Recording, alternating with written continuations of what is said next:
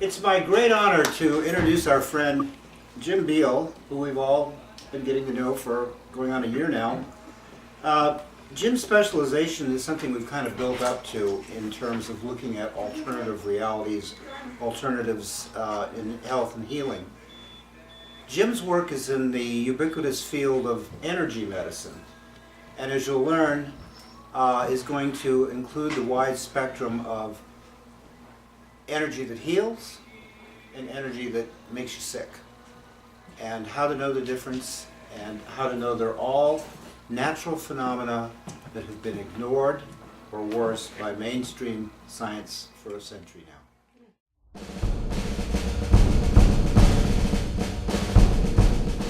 It's an honor to be here. I've been looking forward to this, and it's been a great impetus to get my stuff together in this area from a host of other PowerPoint presentations internationally, to be able to share some of this data with you in a more or less skimming the top of the situation with some history as well as some applications and some personal stories here and there.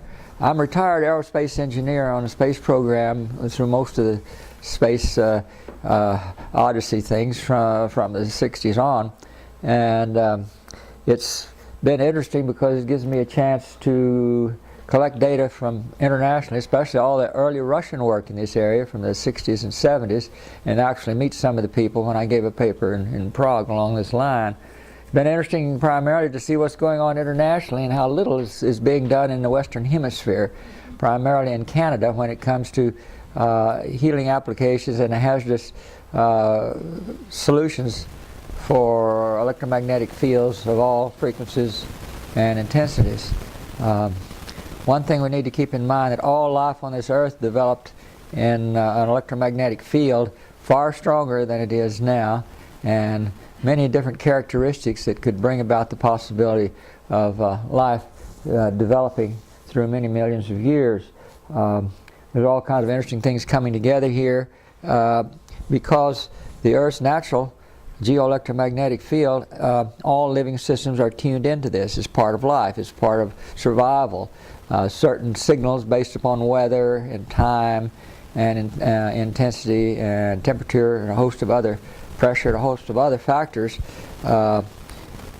for different species indicate what particular information signals will let them know what is happening so they can take survival methods or reproduction methods that might be necessary. So not all species respond to the same windows of information. We're talking about information signals from various fields all the way from sub 1 cycle per second to billions of cycles per second. And consequently, our particular technology is using similar types of energy in the energy spectrum, but it's much, much higher, much more intense, and the frequencies are much more prevalent and completely confusing certain species that utilize certain aspects of these signals. We'll get into that more, both the healing aspects of signals that have been known to have healing and wellness and immune system strengthening properties since 1850.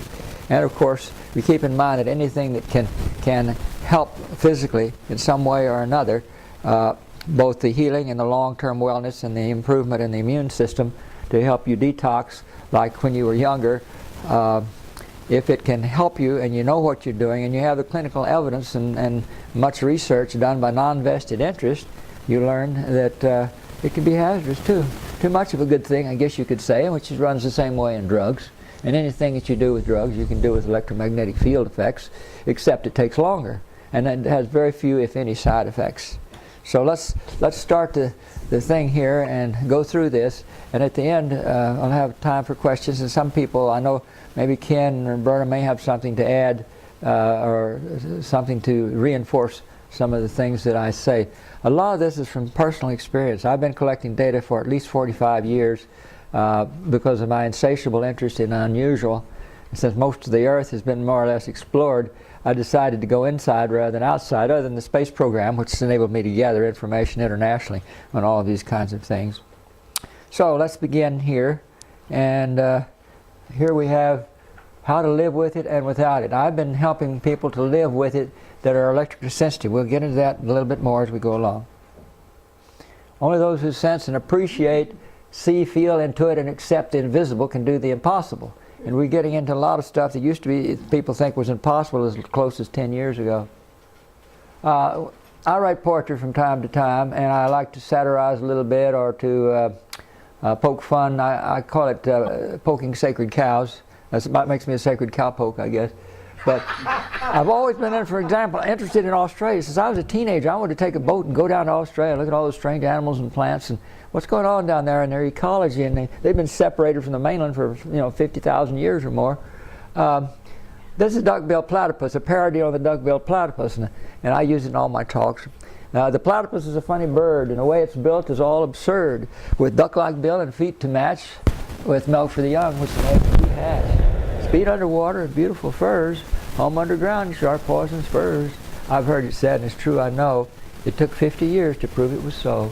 So remember the platypus, my friend, when you find a fact, it won't fit in. But have no fear, the fact will out. When you're long gone, nowhere about. Just remember, before you go, to write it down as I told you so. That kind of sets it. Thank you. That sets the tone for what is to follow. First of all, I have to impress people. We pay very little attention in this culture to the environment, and that is so important, because without the environment, you're dead. You got to take it with you if you go into outer space, and that poses a lot of interesting problems, from which we have learned a lot about our own problems as far as the environment is concerned. And we are very much tuned in to the voices of the earth and of nature, especially changes in the solar situation and the earth situation, the seasons. As the earth rotates, you have the solar magnetosphere that changes with night and day, that kind of thing. So you have earth tides. Remember this, you have earth tides as well as moon tides. Earth tides means when you have a fault zone, the rocks rub together. And when the rocks rub together and they're suitably crystalline, they generate one hell of a lot of energy. And that energy is creating all kinds of interesting little things that usually get filed over into the metaphysics and the parapsychology area, which are nothing more than natural phenomena, or you might call rare event phenomena. For people that are very sensitive, pick a lot of this stuff up, and other people say, you're crazy. We'll burn you at the stake, or we'll put you in the mental hospital for that. So basically, I'm talking information here. We're in the information age now. It used to be the industrial age, but now with the communications the way it is, electronics, we're in information. And I spoke earlier about the situation with signals, the wave form, the shape of the wave, the frequency of the wave, the polarity of the wave, the intensity of the wave. All of these are very important in survival for many, many species. Now lately, maybe it's the start of the tipping point, ecological disaster, I don't know, but we're now having thousands of birds falling out of the sky instead of just hundreds, and that's another story. We'll get to that in a little bit. Yes? For the first time in the 20 years I've been coming to Waverly, I saw a flock of pigeons here. I don't know if anyone else has seen that, but they were flying around in confusion. Yeah, the pigeons have been hit lately too. And you mentioned the starling phenomenon. Starlings first in Stuttgart in 2008, and Austin, Texas 3 or 4 years ago, and lately it's been Alabama and Arkansas with thousands of blackbirds falling out of the sky. And I think the broadband of the electrical system is going out now in communications, we'll get to that in a moment, is causing the problem and why the birds go that way. But I have a slide on that later, we'll discuss it. Healing, for example, has been around for a long time, and Stonehenge is a good example of that. They found out it was a healing center, and has been as it was a healing center for many thousands of years. Okay, here's a little bit on geoelectromagnetic fields and natural fields. I mentioned earlier, earthquake activity, weather extremes, tidal fault zone, micromovement, producing high electrical fields. Fields can be stationary, standing wave, or moving. Well, stationary fields, I believe, are part of the problem with the bird crashes and other unusual phenomena that is temporary and maybe only affects a few people. When you have two signaling devices using the same frequencies and all, like we'll use, excuse me, example, two antenna towers, and they be maybe a couple of miles apart, and they're transmitting on generally about the same frequencies. And in some places, of course, the beam is not exactly spherical, but anyway, around the tower, these beams are always impinging on one another, passing through and all this kind of stuff. Normally, unless the frequency is the same, they no problem. But when the frequencies are the same, you'll have something called interference, and you will get an intensity, high intensity or a low intensity. of that particular thing, and there'll be a standing wave just in one particular location. And when birds hit that particular area, it's like a person driving on a road at midnight on a very curvy road up in the mountains, and all of a sudden your lights go out. That's the same idea as what happens to the birds. They just completely confused, crash. Down they come. Automatic pilots completely shut off because you hit the frequency that they use to keep themselves in tune with the earth and with themselves, so they never run into one another. It's kind of interesting. That's a natural phenomenon. People don't think much about it. In 1974, and I have the book that goes into details here, they thought it was microwave at that particular time. You see, 1974 was really big in a lot of research in this particular area. And consequently, with the I'll go into a little bit more of this, with the broadband stuff that's happening now, and I don't know if this is a situation, but it kind of appeals to me. I've had some clients recently that get these bundled systems for about $100 a month from AT&T and Verizon. And they give you the whole works, you know, the computer and the telephone and the TV, all for a certain amount. And it comes in on fiber optics, but it changes into microwave right where the fiber optics ends. And a lot of that must be in some of the transmission through the fiber optics through towers that are broadcasting around somewhere locally. And the birds fly over, and they're catching a particularly heavy signal lately, more so than in the past, because there's more transmission going on in the world, especially here in the United States and places like Israel and things like that. And so they run into that standing wave, which is only going for maybe a few seconds, and they just completely lost. It's like the eyes go out, boom, down they come. Because birds and other creatures and schools of fish also use the Earth's geoelectromagnetic field sensed by living systems, as I mentioned earlier.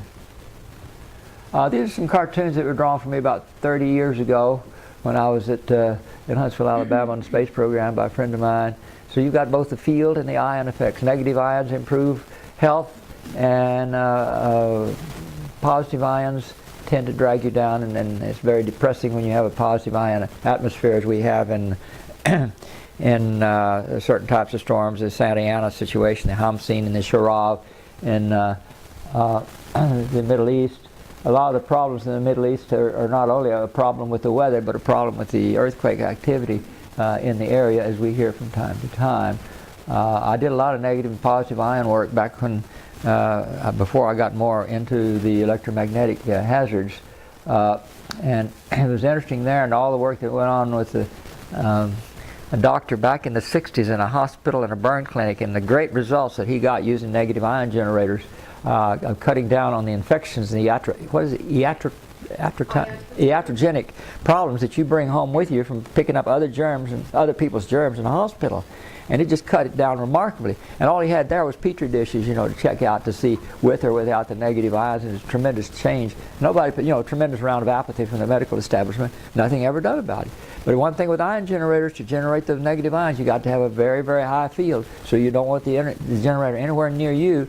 You want it up on the wall, like having a ventilator up there in the ceiling, and the ions come out and sprinkle over the area. Now, I've done several special how would you say, institutes using negative ion generators and positive ion collectors, because all the dust and everything goes to a special collector, and they very seldom ever have to clean in the building because you've got the collectors picking it up, and you can clean those off periodically. Well, you've got these kind of things now in some of the systems that people are putting in their homes and in their hospitals and clinics that have the negative ion generators as part of the air circulation cleaning.